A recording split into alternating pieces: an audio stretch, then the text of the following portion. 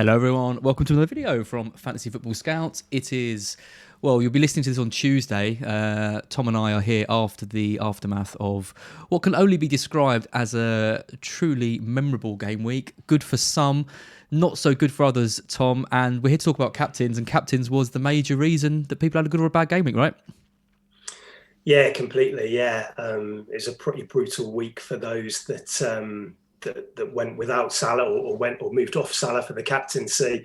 But all I'll say is it's early days in the season, and there's plenty of time to catch up if you did have a bad one. So what we've got to do now is we've got to do a captaincy video where well, obviously we'll talk about Salah. I think he's going to be quite a big focus of this, but we've also got to try and encourage people to take a bit of a gamble and go for someone else, right? Is there anyone that can match Salah at the moment? Doesn't feel like that way, does it? And I'm not sure if this is the week to test that, but we will go through the options nonetheless. And even if you're not thinking of maybe captaining some of these players, hopefully we'll offer some insight on why they are good options. I was going to say, probably not this week, so we'll see you next week and start again from then. Yeah. See you later. It is a strange one. Before we go into it, I just want to talk about FanTeam. So Fantasy Scout are partnered with FanTeam this year. If you haven't checked them out, there's a link in the description below. They've got obviously the season-long game, which I'm sure a lot of people are playing. I'm involved in that. I'm doing okay. If you are playing that, Josh and I, who won FanTeam last year, do a video every Thursday, so check those out on the main channel. If you're not playing that, though, you can still get involved. You can play the daily games, and the daily games, they're called Monsters, and they essentially let you pick a team for the game week that's coming up. So, for example, you could have picked the likes of Foden, you could have picked the likes of Salah, and you would have got a lot of points. And if you get points, you win quite big money and prizes. So there's different entry points. You can pay for as little as £1, £10, I think there's a £60 game as well. Massive prize pools, big top prizes, 18 plus, gamble aware, of course. But if you're interested in that, check out the description. I play each week, and for a few quid, I haven't won anything yet, but I'm going to hit the jackpot one day, Tom, surely, and then it's going to happen. I'll leave you behind and I'll be sunning myself in the Bahamas somewhere. Right. Yeah, absolutely. Right. Okay, let's talk captains then. So these are the fixtures on the screen. The standout fixtures for me are obviously Liverpool v Brighton. Brighton with good defensive numbers, but were torn apart against City at times. City v Palace. Looks a good game for City because anyone's a good game for City at the moment. Chelsea, Newcastle as well. And then I guess Leeds, Norwich, but Leeds are so under strength. So what fixtures are you kind of looking at? We'll save our Salah chat for a little bit, but is there any other fixtures which are maybe you're thinking that you'd like the look of? I think you immediately look at Chelsea going to Newcastle. At the weekend, I think a lot of people will feel like they were burnt by Havertz, who seemed to be creating a lot of space for others at the weekend, and others were kind of benefiting from his movement. But regardless, this is a good fixture for Chelsea. Newcastle have got one of the worst defences in the league at the moment, along with Norwich City. They've obviously, in the process of changing manager, they had Graham Jones in the dugout at the weekend. He played a 3-5-2 formation, but we saw Benteke cause them quite a few problems, didn't we? So if Palace can do that to them, you would expect Chelsea to go there and score at least a couple, I think. Yeah. We've got some good stats on Newcastle, because defensively they are not performing well, which I'm sure a lot of people knew. Before we do that, I just want to talk about Chelsea a little bit more, because we touched on it at the start. We talked about people who went for Havertz, bought him in. Obviously, the news of Lukaku's injury and Werner being out meant that people saw that as a kind of an opportunity to bring in someone. I know a few people took out Diogo Jota because they thought maybe he wouldn't start. And so not only do you get burned by not having the captaincy on Salah, you also get doubly burned because you've taken out a player who's getting 12, 13 points for someone who blanks. I often talk about effective ownership. I often talk about my feelings on it. I've had some interesting debates with people about it so far, and there seems to be more of a kind of consensus that you just can't back against Salah. And I guess there's two things with that. There's the one argument, which is you can't back against Salah because he's the league's best player, the world's best player at the moment, reliable, scoring every week. But then you've got the other people who don't want to go against him because of ownership, right? So you get absolutely slaughtered if you back against him and he doesn't gamble. How does like effective ownership come into your strategy at all? Because I've not really spoken to you about it. Do you see it as something to use in that way, or do you just completely ignore it and go for whoever you think is going to get the most points? No, I don't ignore it. I like to pick the player who I think's got the highest ceiling that week and who is the best option. But often it comes down to a very close decision. And so if I'm in that moment where there's two players, it kind of, sometimes I think it depends on the rest of your team. It depends how you're going into a specific game week. If you're confident about the rest of your players, sometimes you might feel that it is in a week you want to be. I mean, Salah's effective ownership. I mean, what was it the weekend? Was it 160, 170%, something like that? 168 yeah. It was. So it's very hard to say to bet against Salah when it's that high. This season feels unique though. Last season I probably would have been more comfortable with it, but the way that Salah is playing at the moment, I mean, I think he's already had 6 double-digit hauls this season, which is the same amount that he had throughout the entire campaign last year. And we're in game week 9. We've just finished game week 9. So I think at the moment, I don't feel particularly comfortable betting against that.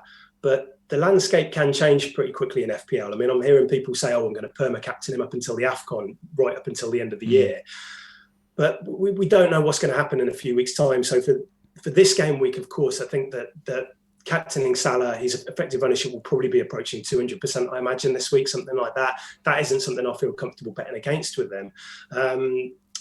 But that's not to say it won't be the case in a few weeks' time. But there are risks involved with it, obviously. I do think the people who went with Havertz this week, I think that's the kind of week you want to be looking for, isn't it? I mean, well, that's what I thought. Yeah, away at Man United, who last season certainly did pretty well in the big games at keeping things tight.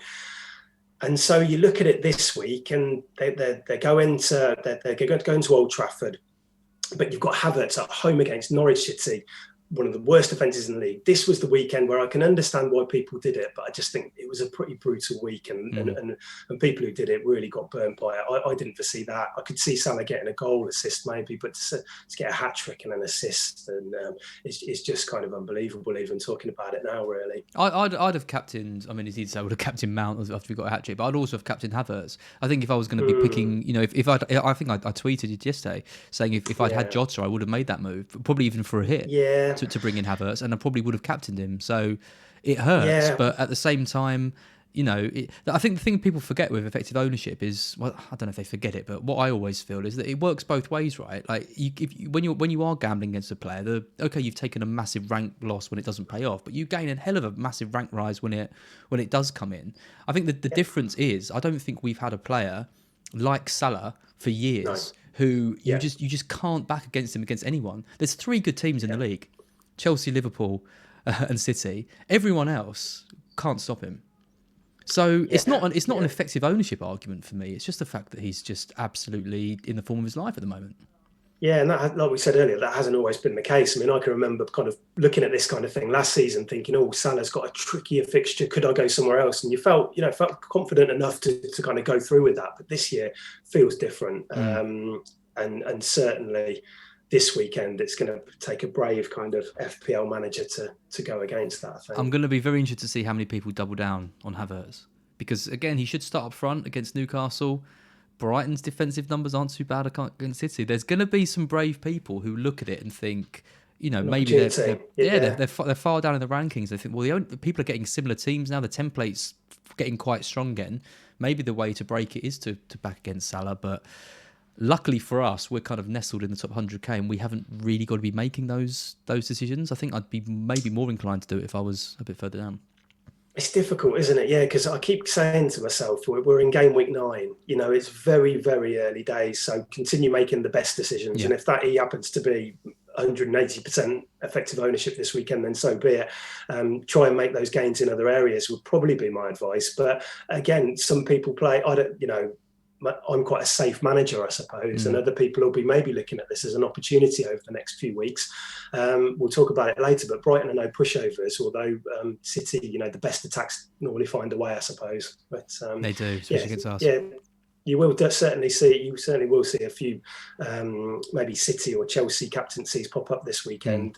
People attempting to try and make a bit of ground. Yeah, I mean Luke was an interesting one because Luke captained Chilwell. I don't know if you saw. Yeah, So obviously after the Norwich game, laughing, he's just thinking to himself, all I need is for Salah not to go berserk. Yeah. And he does.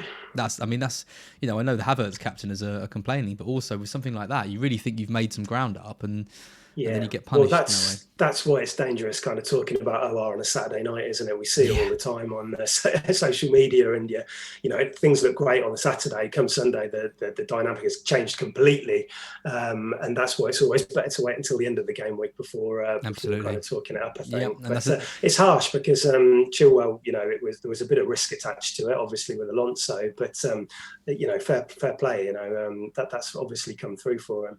I mean that's the thing with the live ranks as well, isn't it? Is that you can't help yourself, especially now they're updating on FPL, and if you've got live FPL to check them, you check them, and you think, oh, I'm flying, and then it just takes one player with a good ownership to really bring you back down to earth. Definitely. Yeah, very interesting. Right, let's go back to our normal stuff then. So we talked a little bit about the fixtures. We're going to come back to these in a bit. Let's just have a look at some player data. So I've just grabbed the top performing XGI players, expected goal involvement players for all matches so far. So Salah's obviously at the top, 8.95. Then there's a bit of a drop off down to Antonio, and then to Mane and Jota. So all three Liverpool players featuring highly on this list. And then you've got Vardy. Then you've got Mount sort of climbing up there as well off the back of that performance. Ronaldo, Fernandes, Lukaku and Tony. So there's no one really that surprising on there. I mean, it's interesting that Tony's featuring on there when he hasn't really been consistently delivering points, but good run of fixtures now. Not sure he's going to enter into our captaincy decisions, but certainly looking like a good option. It's that expected assist total, which is pretty impressive for him, isn't it? So the XG is fairly kind of average amongst that. Well, quite low amongst that list, but it's his creative kind of numbers as well, really giving it a bit of a lift. But it's one of the things. It's one of the things that Salah's added to his game this year, though. I mean, his expected assists, being 1.96 is his second best in the league. Third best in the league to Fernandes and Mount. 5 assists this season. You saw him in his interview after the game. He kind of said, "I could have had a shot." I think he even said I probably would have scored, or I would have scored, but I gave the ball to Naby and let him do it. He's kind of got that. We've always regarded Salah and Mane as these kind of very selfish players, but now he's adding assists as well. It just boosts his appeal even further. Well, and Liverpool's as well. I mean, they've just taken up another level this year, haven't they?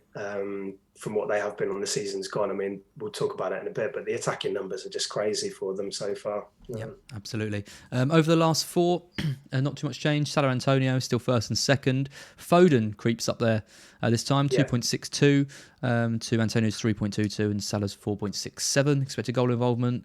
And then we've got Heung-min Son, 2.51. Then we've got some interesting names. We've got King up there, 2.49. Mount, Benteke, Townsend, Firmino. So, a few different players. I mean, Josh King, incredible performance from Watford. Obviously, this is a captaincy video, and we're not going to be endorsing captaining Josh King. But I guess one of the things is Watford, right? Watford and Norwich, we've kind of tipped to be these kind of whipping boys of the division. But they showed against Everton that maybe we've got to take them a little bit more seriously. Yeah, I mean, Ranieri, his first game was against Liverpool, wasn't it, when they lost 5-0, but he had limited time working with the team. I think a lot of them have been away on international duty, and he actually said in his interview after the Everton game he had a proper week with his team on the training pitch. It'll be really interesting to see how that develops. If he can get that team spirit going, he can keep them, relatively tight at the back. They've definitely got players going forward in Sarr and King who can cause problems. So, that's one to monitor. Yep. Maybe we shouldn't throw them in with Norwich and Newcastle for a while to see how that kind of develops. This is just how quickly things can change around. I mean, they're getting beaten by Liverpool soundly, and then they're playing a team like Everton and winning. I think it just shows the gulf between the top 3 sides this year and everyone else. Oh yeah, it's hard to judge teams when they play those sides. I mean, look at Brighton. They're just completely torn apart at times. Had a good second half actually, but we're talking of City. I mean, Foden's on the list. I mean, he's third on this list of expected goal involvement over the last 4 games. 3 goals, 1 assist, expected goals of 1.88 and expected assists of 0.74, which is one of the best in the league. Only Mount and Antonio, amazingly enough, can beat that. And Townsend as well. Townsend's up there. So okay, there's a couple of players. But what do you make of Foden? Do you think it is now the time to start thinking of him as a captaincy contender? Well, he's been excellent, hasn't he? A little bit lucky with some of his goals. Oh, in terms of yeah. Oh no, for sure. Yeah, I mean, I'm an owner, and that goal, the third one, wasn't it, which took the deflection from Jesus' shot. I don't know how much he knew about it, and it was a bit of a surprise when it was on in the background. I was making some dinner, and it was kind of I wasn't even thinking about it. And suddenly it popped up that it was a Foden goal. I was like, what? Yeah. But in terms of his general play, he's been excellent, and he looks so good leading the line as well, which. I didn't know how he would play there, but his movement, his link-up play with Grealish and Jesus, so good. And I think it's dangerous saying this with a Pep side, but it feels like it's hard to drop him at the moment, doesn't it? It seems like he's just taking it up a level. There'll be some rotation. There's bound to be, but I think he looks pretty good in that front three for starting the majority of games right now. I think he had 8 shots in the box at the weekend as well, which tells you it all, doesn't it? I think it's similar to Bernardo Silva as well. I think they're just at the moment the kind of the relationship they've got and the chemistry they've got, and they bomb forward, they come back, they're creating for other players, they're doing everything right. I mean, Grealish is still playing well, but it wouldn't surprise me to see him coming out of the team. Jesus and Mahrez, I still think there's going to be a bit of rotation there, but I just don't see how he can drop Foden and Silva at the moment. They just seem so key to what they're doing. Yeah, I think Foden looks like he's kind of got to the front in that number 9 role, doesn't he? Although it's not a typical number 9 role because he's dropping all over the place. Yeah, but for that spot anyway. It's almost like he's almost turning into like a David Silva, isn't he? He's kind of just all over the place, Yeah, he's got that freedom, hasn't he? Yeah. To kind of roam a little bit. But yeah, I mean, it's always going to be, in terms of a captain, it's always going to be difficult going in and giving him the armband, because you're always going to have in your back of the mind of that the rotation that Pep has traditionally kind of handed us FPL managers. It's made it very difficult for us to do that. It's getting to the point now where it's becoming more certain I think we can start, but is it at the point really where we can go in with that absolute confidence? And because there's always that danger with Foden that he could come on for a 1-pointer with 15 minutes to go or something like that. And maybe if Salah wasn't performing at the level that he's at the moment, he would be, we'd be talking about him more. But at the moment, he kind of feels just like a good team option. He was still a differential prior to the weekend. I'm not sure what his ownership's like now. I can imagine that's. Yeah, so it's gone up. I think it was just below 5 at the weekend because we included him in the differentials on the site, and it was very much borderline. So that's rising, 15-20% by the weekend probably. But a great option. At City, I suppose, I previously looked at De Bruyne because you always thought of him as the most nailed option. But of course, he was benched at the weekend, wasn't he? I wasn't expecting that. I was not expecting that. No, and I was chatting to Neil about it earlier, and we kind of thought, my initial reaction, he's got a niggle or he's got a knock or something, but I don't think that was the case. I think they're maybe just managing his workload after coming back from injury.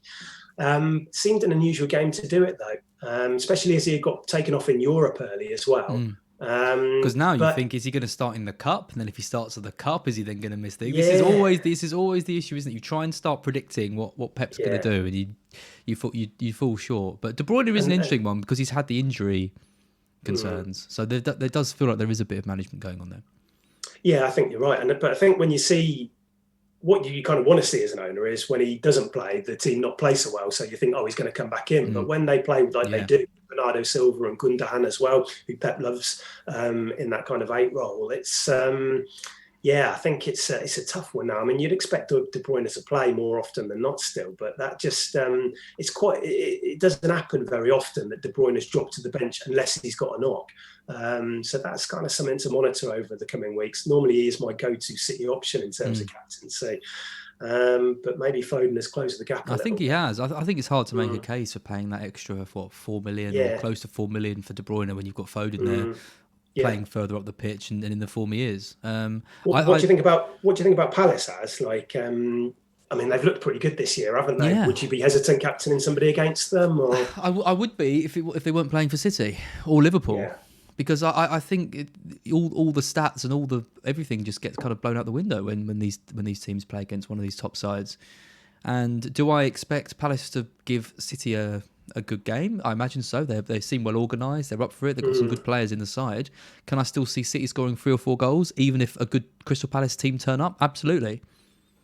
So I think Foden is a consideration this week. I think he's probably the only one for me that I'd be looking at. We're going to talk a bit about some teams data in a minute, and that'll kind of might sell a few people towards Mount and Havertz. But I do wonder if Mount is a bit of a flash in the pan. He's not really delivered consistently as an FPL option, whereas Foden has tended to do quite well when he's played. And Havertz, I mean, is kind of the ultimate troll for a lot of people, myself included, last year. So for me, it's Foden is the one that I like. Yeah, I think Mount. I think that, obviously the hat trick's like fantastic. Maybe a little bit fortunate with that penalty that he got to retake, but it's obviously great for his owners and that. But you need to look at what's happened before that as well. I think he traditionally, what does he score, about 6 or 7 goals a season? He's still a young player, so he's improving. Very consistent. Yeah, kind of ticking over, but never explosive. Exactly. Yeah, exactly. Yeah, and I think he had got 5 points in the 4 matches before the weekend, albeit he had been having limited minutes and stuff off the bench. So that maybe isn't quite so fair saying that, but it just kind of highlights that nailing a haul. I don't think he's going to be consistently racking up double digits, should I say, but for that price you don't need him to. You need him to tick along, and he's probably the most nailed option in the attacking midfield spots for Chelsea, isn't he? So good option still, but the captaincy, I don't think he's quite at that level. Well, let me see if I can change your mind. We've got some stats here on the worst teams in the league. So at the top of the XG conceded in the league is Newcastle.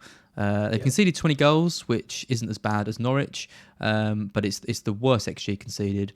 They concede majority of their chances from the centre, quite a few from the right, and less on the left. So if you're looking at kind of the left wing spot, which Mount kind of does tend to drift kind of along everywhere, but I do think maybe this could be a good game for Reece James again. With 37 chances created. Down if he starts, side. If he starts, well, that's always a problem with that. But if it's chance because he's done the right side, it would be the left side. So it would be Chilwell owners that would be laughing at that. Yeah, although you could get those diagonal balls in to target over that side. It's quite a difficult one to read for fullbacks. That chance is conceded, kind of. You've got to visualize the pitch and move it around. But it's the left hand side. Yeah, and visualize where's the assist coming through, which is where Chilwell and James are going to thrive, although Chilwell's goal threat recently has been maybe he should be treated as a kind of a goal scorer now rather than 4 and 4. Yeah, it's mad, isn't it? Yeah. So fair play for anybody who got on board with them. So. Absolutely. Down the list we then got Leeds, so there's quite a big drop off between us. I mean, just think though, Norwich are second on this list, but they've just conceded 7 goals to Chelsea, and they're still below Newcastle. Which it just shows how many chances Newcastle are giving up. They've got a new manager now. Okay, things might be a bit different. They did okay against Palace, but I still think they're a real team to target your attackers with. I think so, and I think Graham Jones as well. It was his first match in charge, but I think he's been the one behind a lot of their tactics all season. He's working closely with Steve Bruce, so I don't think we're going to expect a massive upturn in defensive performance. It'd be surprising if he suddenly kind of comes in and suddenly they turn into a tight team. So I think that's a good game to target this weekend. Yep. And then we've got Burnley and Watford. But then get this. Then you've got Tottenham, United, Arsenal, Leicester and Villa. So these are teams which, I thought would probably be fairly tight this season, but just haven't been delivering at all.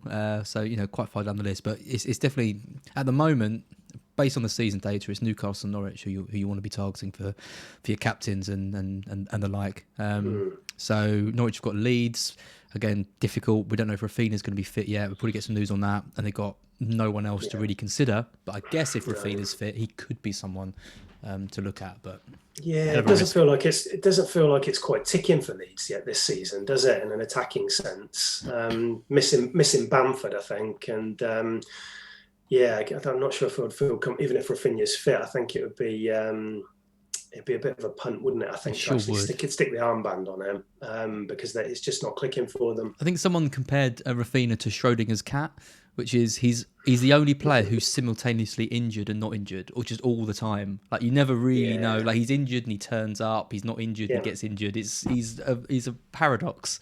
That man, not someone who I think I would be advising people to captain. Over the last 4 weeks, it's a bit different. United are actually bottom in terms of XG conceded. The game against Yeah. Liverpool certainly They didn't were help. they were 19th for non-penalty XGC Yeah. going into the weekend, regardless of that. So okay, the Liverpool game isn't going to help you, but they were bad before that. Really So does show just how bad they've yeah, been and so defensively. people who own Son and Kane this week, you're not going to be captaining them, but of course they could be very good options for your teams as well. And then I think they've got Everton who have just shipped 5 after that, and then the fixtures get really good after that. So although Tottenham, what we wanted them to was really impress us this weekend, and that didn't happen, did it? So Absolutely. And then we've got Watford 8.01 and Villa 7.74, and then Norwich 6.99. So I think if you take out, if you take out the absolute carnage that was the Chelsea game, they're kind of doing okay, but when it was a combination of just Chelsea being absolutely superb and Norwich falling apart, and that's why I think captaining players just from these three sides, I just don't think we're going to see any punts from people captaining players from anyone else. Maybe United for their good fixture run, but I certainly won't be. I can't see myself doing a Trossard captain this year. Let's put it that way.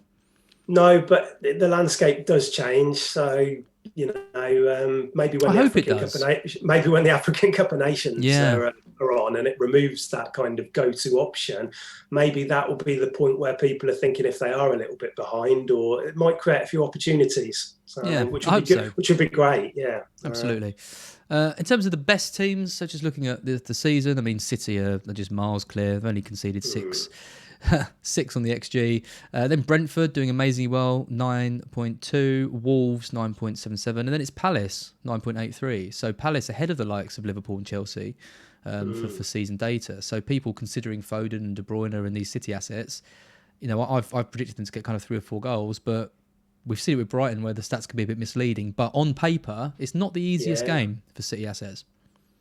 No, I agree. Yeah, and Palace have looked good. They look organised. Watched quite a bit of them this season, and they've got Elise coming back in. Zaha's got to come back in as well. They seem to be. They've really surprised me actually. I thought they would struggle, and they look a good unit with Gallagher in there. Yep. Absolutely. Right, so I haven't put Salah in the next table because it's basically, if I do, there's no point in even talking about it because he beats everyone on everything. He's if you look at his stats, if you're basing captaincy on stats, you just cannot go against Salah because he just absolutely wipes the floor with everyone. I've picked out 3 players who I wanted to compare, which is Antonio, Mason Mount, and Phil Foden. I think they're probably the 3 most likely differential captains if you're looking for someone else. I mean, obviously we've mentioned Havertz. Some people might be going back there. You might be looking at De Bruyne, hoping that he's been given a rest and you're going to captain him against Palace.